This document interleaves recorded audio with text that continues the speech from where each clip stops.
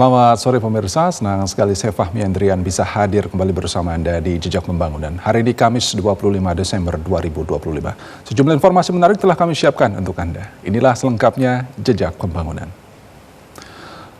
Pemirsa, Menteri Keuangan Purbaya Yudi Sadewa menyatakan anggaran penanganan bencana termasuk untuk pemulihan pasca bencana di Sumatera telah tersedia dan mencukupi sehingga tidak perlu mengalihkan dana program makan bergizi gratis MBG. Menteri Keuangan Purbaya Yudi Sadewa menjelaskan, pemerintah telah menyiapkan alokasi anggaran penanganan bencana sebesar 60 triliun rupiah.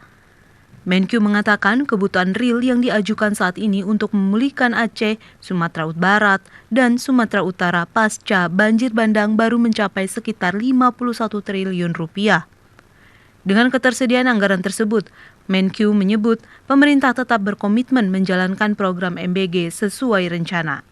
Ia menyatakan tidak ada kebijakan untuk mengganggu atau memindahkan anggaran MBG karena kebutuhan pembiayaan penanganan bencana sudah terakomodasi dalam pos anggaran yang ada.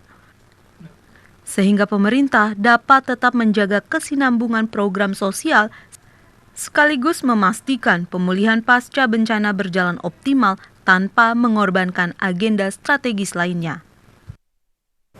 Menteri Pekerjaan Umum Dodi Hanggodo memastikan semua kabupaten terdampak bencana di Aceh terhubung di tanggal 27 Desember. Guna mempercepat pemulihan, Kementerian PU bekerja 24 jam untuk membersihkan jalan dan kota dari lumpur dan material banjir lainnya di Aceh Tamiang. Menteri Pekerjaan Umum Dodi Hanggodo meninjau pekerjaan membersihkan lumpur dan material banjir lainnya di jalan dan kawasan pertokoan di Kabupaten Aceh Tamiang, Provinsi Aceh, termasuk membersihkan kayu gelondongan yang menumpuk di Pondok Pesantren Darul Mukhlisin di Jalan Famili, Desa Tanjung Karang, Kecamatan Karangbaru, Aceh Tamiang. Menteri Pekerjaan Umum menyatakan wilayah antara kabupaten terdampak bencana banjir dan longsor Sumatera Utara dan Sumatera Barat telah terhubung. Selanjutnya, akan mengerjakan 4 ruas jalan di Aceh yang masih terputus, guna menghubungkan antar kabupaten di Aceh. Sehingga pada tanggal 27 Desember diharapkan semua kabupaten kota terdampak bencana di Sumatera sudah dapat terhubung. Pada hari ini, Sumut antar kabupaten sudah terbuka semua. Sumbar, alhamdulillah sudah terbuka juga. Tinggal satu di Aceh, yang masuk ke Aceh Tengah maupun ke Bendungan Meriah. Targetnya paling cepat sekitar tanggal 25-26 lah. Itu tembus dari arah Melaboh kali ya. Biren dan Melaboh dan mana? Toskawi, KKI. Manapun yang paling cepat bisa kita tembuskan. Pada malam hari, Kementerian PU bergerak membersihkan jalan raya terutama lintas Sumatera. Pekerjaan ditargetkan selesai 3 hari mendatang, sehingga distribusi bantuan menuju kawasan terdampak lainnya dapat dilakukan. Presiden Prabowo Subianto menyatakan uang sitaan senilai 6,6 triliun rupiah akan mampu membiayai pembangunan sedikitnya 100.000 hunian tetap bagi pengungsi bencana banjir Sumatera. Kepala negara menilai denda yang ditagih dari 20 perusahaan sawit tersebut hanyalah sebagian kecil dari akumulasi kerugian negara yang jauh lebih besar. Presiden Prabowo Subianto menegaskan bahwa uang hasil sitaan dan dana administratif senilai 6,62 triliun rupiah yang diselamatkan Kejaksaan Agung memiliki dampak besar bagi kesejahteraan rakyat. Presiden menyatakan dana tersebut mampu membiayai pembangunan sedikitnya 100.000 hunian tetap bagi pengungsi bencana banjir Sumatera. Kepala negara menilai denda yang ditagih dari 20 perusahaan sawit tersebut hanyalah sebagian kecil dari akumulasi kerugian negara yang jauh lebih besar. Presiden memberikan sinyal kuat bahwa pemerintah akan terus mengejar perusahaan-perusahaan nakal lainnya. Pernyataan itu disampaikan Presiden Prabowo dalam konferensi pers di Kejaksaan Agung, Jakarta pada Rabu 24 Desember 2025. Yang 6 triliun aja di sini, ini kalau kita mau renovasi sekolah, 6.000 sekolah bisa kita perbaiki. Kalau kita mau bikin rumah untuk hunian tetap para pengungsi, 100.000 rumah, 6 triliun, 100.000 rumah hunian tetap. Padahal kebutuhannya berapa ya untuk bencana 3 provinsi ini? Ada yang kuasai angkanya? Kurang lebih. Berapa? Mendekati 200.000. Dalam arahannya, Presiden Prabowo Subianto memberikan ilustrasi konkret mengenai pemanfaatan dana 6,62 triliun rupiah tersebut. Selain pembangunan hunian tetap, dana tersebut diklaim cukup untuk merenovasi sekitar 6.000 gedung sekolah di seluruh Indonesia. Berdasarkan laporan Menteri terkait di lokasi, kebutuhan hunian tetap untuk korban bencana banjir dan longsor di tanah air mencapai hampir 200.000 unit. Kepala negara pun menyayangkan sikap korporasi yang mengabaikan kewajiban administratifnya. Presiden Prabowo Subianto menegaskan penyerahan hasil penyelamatan keuangan negara senilai lebih dari 6,6 triliun rupiah menjadi titik awal komitmen kuat pemerintah. Presiden Prabowo Subianto mengatakan penyerahan hasil penyelamatan keuangan negara senilai lebih dari 6,6 triliun rupiah menjadi titik awal komitmen kuat pemerintah. Langkah tersebut menjadi bagian dari upaya pemerintah untuk memberantas praktik korupsi serta perampokan kekayaan negara yang telah terjadi selama puluhan tahun.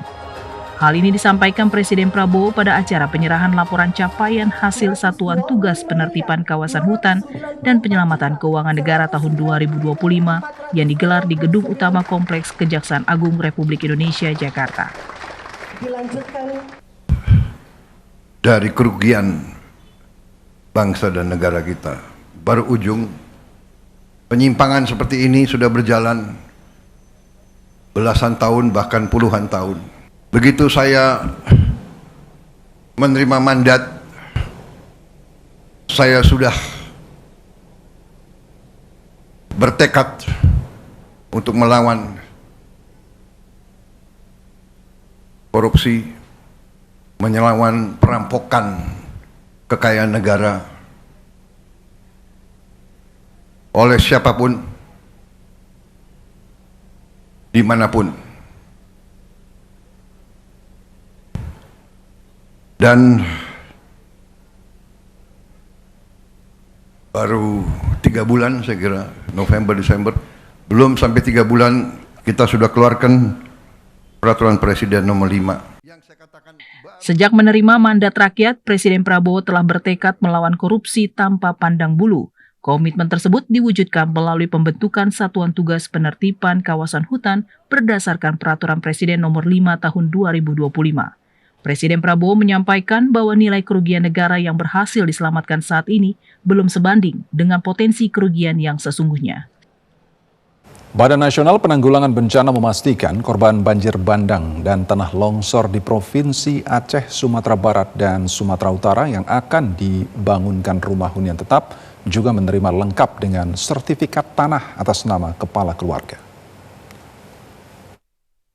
Unsur pengarah BNPB, Ariel Laksmana Wijaya, mengatakan proses untuk menyiapkan hunian tetap tidak dapat tergesa-gesa karena menyangkut masa depan warga.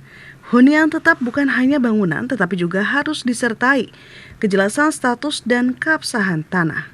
Selain itu, kepastian hukum melalui sertifikat tanah menjadi bagian penting agar warga terdampak memiliki jaminan tempat tinggal jangka panjang dan tidak kembali hidup dalam ketidakpastian. BNPB berkoordinasi dengan Pusat Vulkanologi dan Mitigasi Bencana Geologi untuk memastikan lokasi huntap berada di kawasan dengan tingkat kerawanan bencana yang dapat diterima. Status dari tanah itu harus jelas. Jangan sampai ternyata nanti status tanah itu bermasalah karena huntap itu begitu jadi dibangun dan sudah selesai, maka pemberian kepada penghuni itu bukan hanya memberikan unit tapi juga memberikan sertifikat tanah tersebut kepada kepala keluarga yang menghuni. Artinya tanah itu jangan jadi bermasalah yang justru nantinya menyulitkan. BNPB memastikan seperti di Kabupaten Agam, Sumatera Barat, pemerintah daerah telah mengusulkan sejumlah lahan yang akan diproses lebih lanjut sebagai kandidat lokasi rumah huntap melalui mekanisme lintas kementerian. BNPB sebagai koordinator teknis mengambil langkah pendekatan yang bersifat bottom up dengan melibatkan wali jorong, wali nagari, dan camat agar relokasi benar-benar sesuai dengan kebutuhan masyarakat. Dari kesepakatan tersebut didapati total 518 rumah hunian tetap yang nantinya akan dibangun. Jumlah tersebut merujuk unit rumah hunian sementara yang sudah disiapkan BNPB tersebar di 16 titik pada 6 kecamatan di Kabupaten Agam dengan Kecamatan Palembayan menjadi wilayah terdampak yang terbesar. Otorita IKN bekerja sama dengan Badan Pusat Statistik melakukan pendataan penduduk Ibu Kota Nusantara tahun 2025. Tercatat sebanyak 147.427 jiwa dengan 43.293 rumah tangga. Ketersediaan data kependudukan yang akurat, mutakhir, dan komprehensif menjadi fondasi utama dalam perencanaan, pembangunan, dan pengendalian pembangunan Ibu Kota Nusantara. Untuk mewujudkan itu, Otorita IKN bersama Badan Pusat Statistik melaksanakan pendataan penduduk Ibu Kota Nusantara tahun 2025 guna menyediakan data dasar kependudukan bagi wilayah IKN. Data menunjukkan bahwa jumlah penduduk IKN tercatat sebanyak 147.427 jiwa dengan 43.293 rumah tangga. Persebaran penduduk menunjukkan kepadatan tertinggi berada di beberapa desa, yaitu Desa Samboja Kuala, Muara Jawa Pesisir, dan Telemau. PPIKN 2025 menghasilkan data penting termasuk fertilitas dan mortalitas, migrasi, pendidikan, bahasa, serta kondisi perumahan. Seluruh data yang dikumpulkan dilengkapi dengan metadata termasuk geotek rumah tangga. Informasi lokasi yang tepat ini akan membantu jika ada program penyediaan hunian layak, layanan dasar, dan pemenuhan kebutuhan kelompok rentan. Kepala Otorita IKN Basuki Hadi Mulyono menegaskan PPIKN adalah fondasi penting dalam pembangunan IKN yang sesuai dengan perencanaan berbasis data. Ribuan masyarakat Kabupaten Lingga, Provinsi Kepulauan Riau mendukung keberadaan proyek strategis nasional hadir di Lingga. Rapat terbuka masyarakat Lingga mendukung proyek strategis nasional di Singkep. Rapat dilaksanakan di Gedung Nasional Dabo Singkep. Lingga dihadiri ribuan masyarakat dari berbagai unsur, baik itu warga desa dan tokoh masyarakat. Dalam rapat terbuka dihadiri Wakil Bupati Lingga. Warga berharap pemerintah segera menyampaikan ke Kemenhan RI memberikan izin beroperasinya PT Tiansan yang rencananya bersebelahan dengan lokasi latihan tempur TNI AL. Wakil Bupati Lingga, Nafrizal mengatakan, komunikasi terus dilakukan Bupati Lingga ke Kemenhan RI agar PT Tiansan bisa beroperasi di Lingga. Bahkan minggu ini akan beraudiensi ke Kemenhan RI. Mulai juga gitu. Ya itulah makanya adanya diplomasi ini. Berarti kan kita menunggu keputusan ini, nggak bisa serta-merta, tetap kita pendekatan secara persuasif bagaimana ini. Terkait itu aja lagi.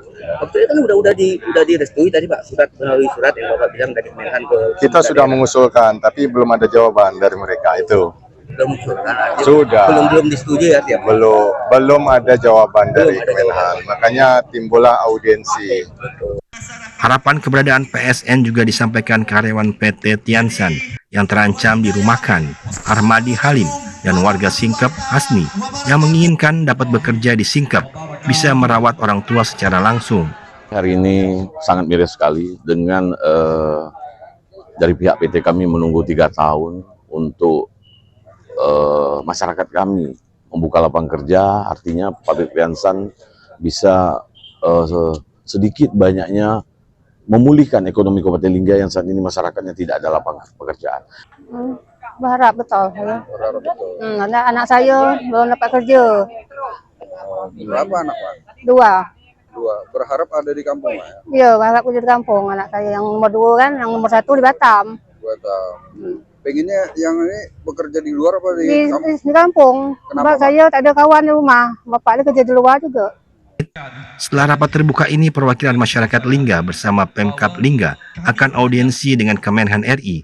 Berharap Kemenhan RI dapat memberikan izin PT Tiansan berinvestasi di Lingga. Dari Lingga, Paino, tim liputan TVRI Kepri melaporkan.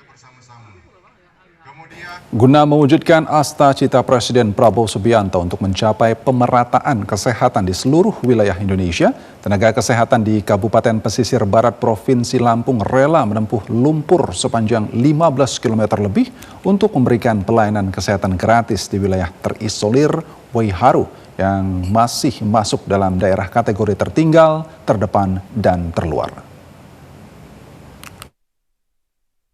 Didampingi pihak kepolisian Polres Pesisir Barat, sejumlah tenaga kesehatan atau nakes Puskesmas Bangkunat berjibaku melewati jalan berlumpur sepanjang 15 km lebih untuk mewujudkan asta-cita Presiden Prabowo dengan memberikan pelayanan kesehatan gratis untuk 4 pekan di wilayah terisolir Waiharu yang dihuni lebih dari 10.000 jiwa.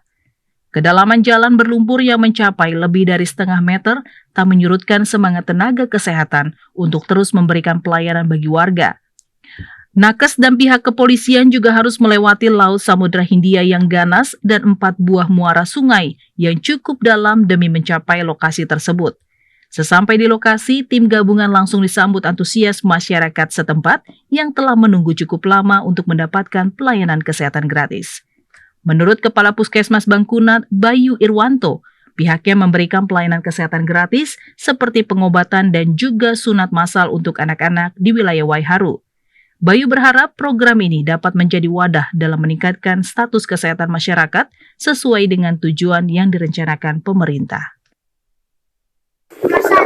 Tujuan kegiatan ini adalah untuk pendekatan akses dan pemerataan pelayanan kesehatan pada masyarakat yang tinggal di daerah terpencil di wilayah kerja UPTD Puskesmas Bangkunat. UPTD Puskesmas Bangkunat juga telah menyediakan puskesmas pembantu, 4 bidan desa, 5 buah posyandu dan juga kunjungan dokter umum secara rutin untuk menjaga taraf kesehatan masyarakat di wilayah terisolir Waiharu. Program ini juga ditujukan untuk memenuhi hak warga 3T dalam mendapatkan pelayanan kesehatan yang layak. Andre Alessande, TVRI Lampung melaporkan.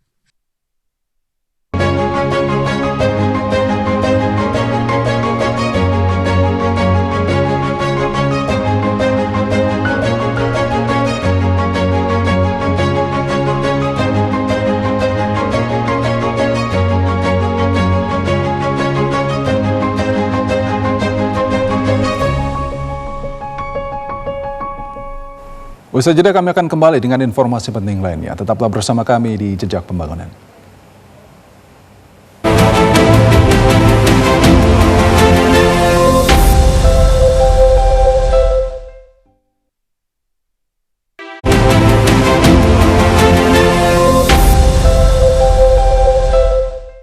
Terima kasih Anda masih terus bersama kami di Jejak Pembangunan.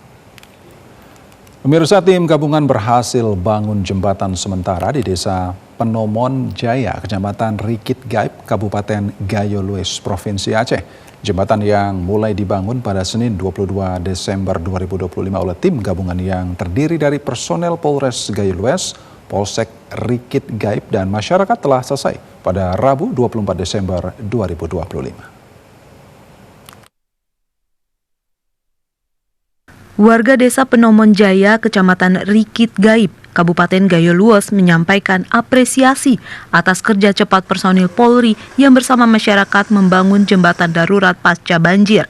Jembatan alternatif tersebut kini telah difungsikan dan kembali menghubungkan akses vital warga. Jembatan darurat itu dibangun untuk menyambungkan 2 sisi jembatan permanen yang sebelumnya putus akibat terjangan banjir. Dalam waktu kurang dari sepekan, jembatan sementara tersebut rampung dan dapat dilalui warga untuk beraktivitas sehari-hari. Berdasarkan dokumentasi yang diterima, jembatan darurat tersebut membentang di atas aliran sungai dengan alas papan kayu yang disusun rapat. Di sisi kanan dan kiri dipasang sandaran besi serta tali pengaman untuk memastikan keselamatan pengguna. Uji beban juga telah dilakukan. Jembatan itu mampu menahan beban lebih dari 10 orang berdiri bersamaan di atasnya, menandakan konstruksi cukup aman untuk digunakan sementara waktu. Berdasarkan hasil penuturan warga Desa Penomon Jaya, langkah cepat ini diambil sebagai upaya sementara pemulihan akses penghubung warga. Sebelumnya jembatan ini mengalami kerusakan hingga terputus akibat terjangan arus banjir bandang. Pulau Penimbung, Mempawah mengalami abrasi yang sangat signifikan dari sebelumnya menyatu dengan wilayah daratan. Mempawah Mangrove Conservation Center berkomitmen memulihkan kondisi abrasi pantai hingga kembali menyatu di daratan meski secara bertahap. Penggiat edukasi mangrove pada Mempawah Mangrove Conservation (MMC) Jakarta menjelaskan, keberadaan Pulau Nibung awalnya menyatu dengan wilayah daratan. Tepatnya tahun 1960 sampai 1980, namun pulau yang syarat nilai historis ini dampak abrasi faktor internal maupun eksternal, sehingga terpisah dengan daratan sejauh lebih dari 1 kilometer. Pihaknya bersama seluruh penggiat berkomitmen melakukan upaya pemulihan abrasi untuk menyatukan kembali pulau ini melalui gerakan penanaman. Upaya dimulai sejak 2011 dengan penanaman yang konsisten. Hingga saat ini sudah mencapai 200 meter daratan menghadap ke Pulau Penibung. Penggiat edukasi MMC Jakarta mengajak semua pihak berperan serta dalam upaya melakukan pemulihan abrasi pantai menjadi kawasan daratan seperti sedia kala. Bertujuan selain ingin menyatukan kembali seperti pada awalnya, sekaligus sarana edukasi masyarakat dan kelestarian lingkungan di masa depan. Kendati belum diketahui sampai kapan, upaya penyatuan ini akan sampai pada targetnya karena jaraknya cukup panjang hingga 1 kilometer. Tak ada kata menyerah. Pihaknya terus berkomitmen menggalakkan giat penanaman baik secara swadaya maupun bersinergi dan berkolaborasi dengan berbagai pihak baik pemerintah maupun swasta. Dampak giat penanaman antara lain Pulau Penibung juga kini telah menjadi salah satu potensi lokasi wisata yang menarik dengan pemandangan alam hijau dan bebatuan yang khas pula, menjadi spot pemancingan yang tak kalah menarik. Tim Liputan TVRI Kalbar laporkan. Informasi tadi sekaligus menutup perjumpaan kita pada Jejak Pembangunan hari ini. Saya Fahmi Andrian mewakili kerabat kerja yang bertugas mengucapkan terima kasih atas kebersamaan Anda. Selamat sore dan sampai jumpa.